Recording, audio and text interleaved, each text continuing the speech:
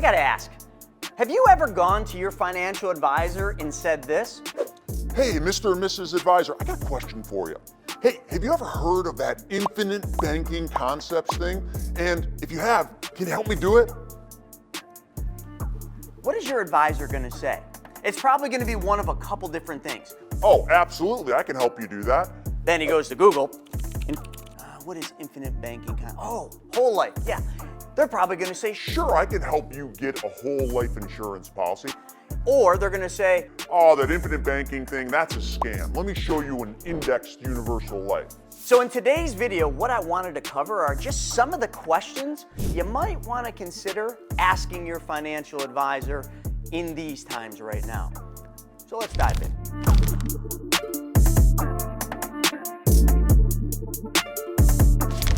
So remember that question I asked in the beginning?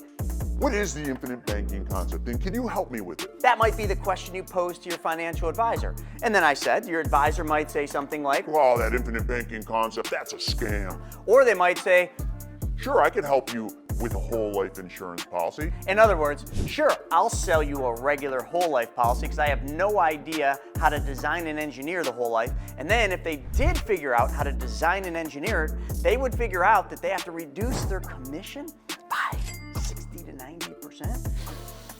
Well, then they might say, The infinite banking thing, it's a scam. I hear this all the time. But you know why I can speak to this?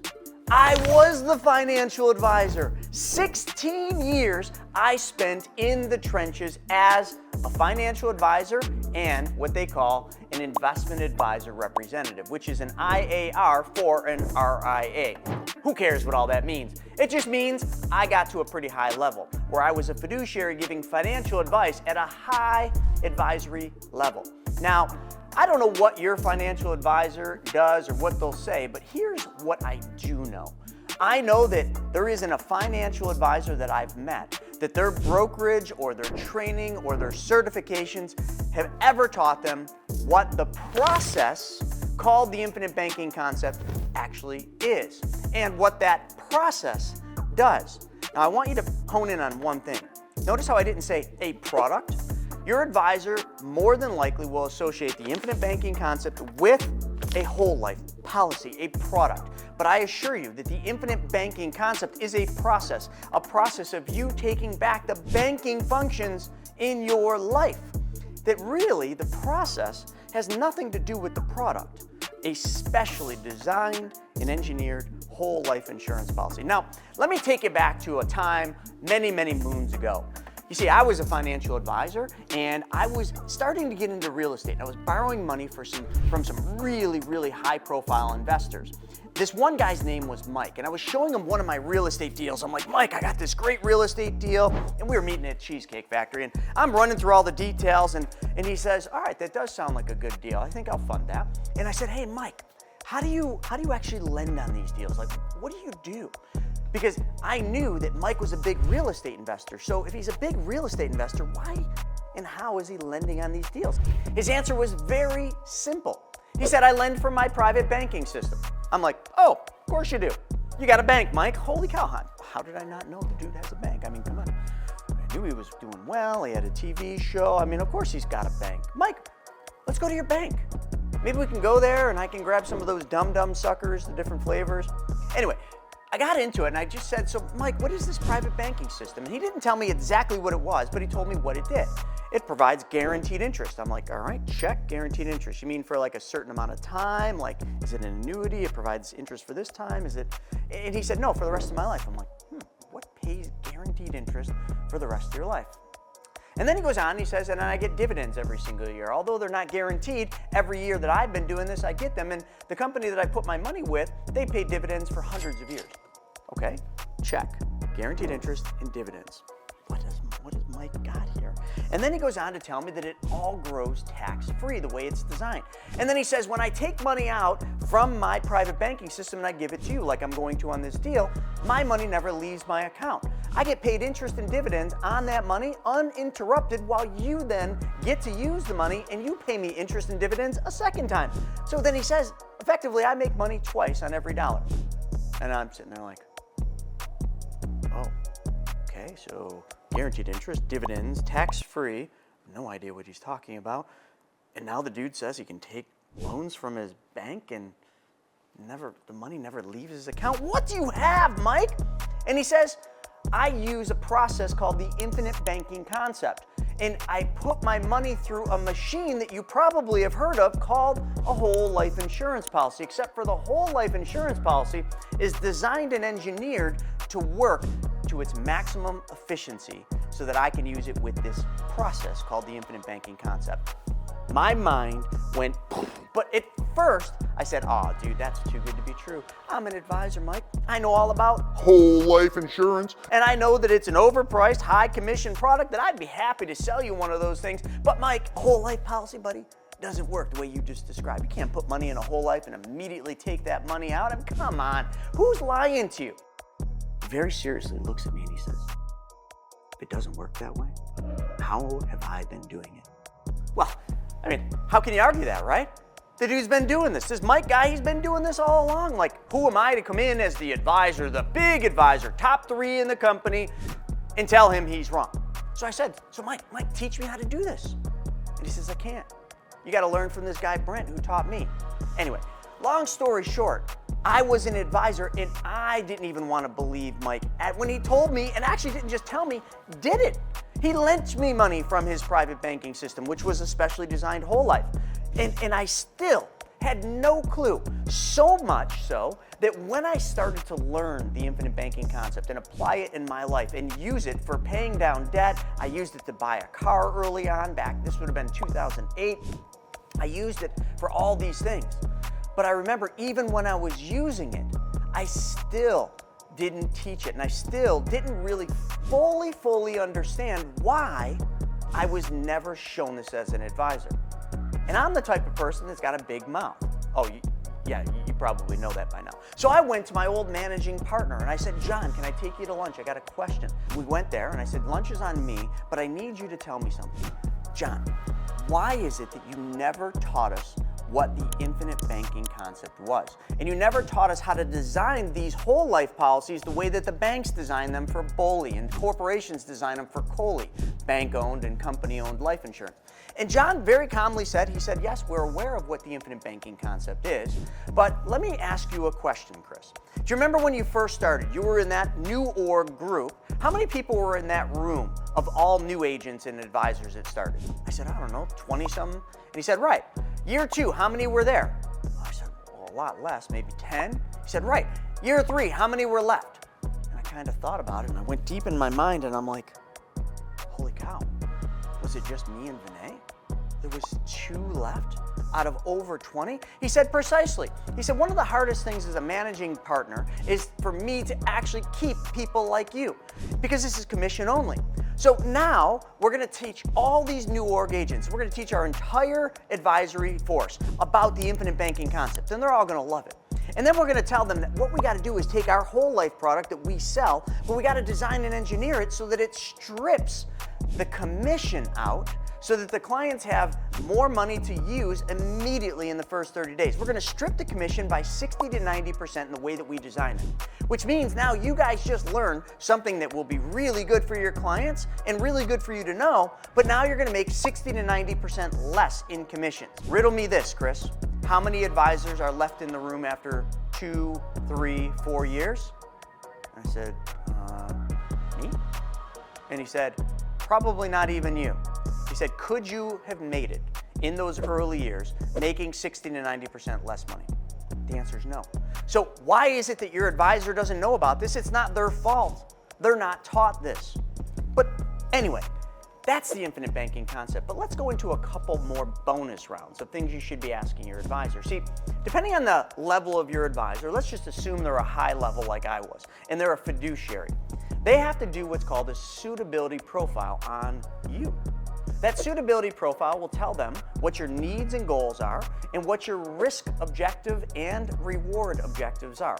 In other words, how much risk are you willing to take for a desired return?